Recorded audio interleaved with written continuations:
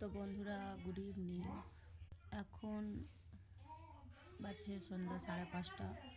5:30 সন্ধ্যা এই জন্য বলছি, কেননা এখন অন্ধকারই হয়ে যায়। আর এখন আমি ঘুম থেকে উঠেছি। নাইট ডিউটি করছি, তো সারা রাত জাগার ডিউটি। সেই হিসাবে দিনে মিনিমাম 2টার সময় ঘুমিয়েছে। 5:30 অবধি ওঠার পরে এই যে চা, এই যে দেখো, এই যে চাটা খাচ্ছি।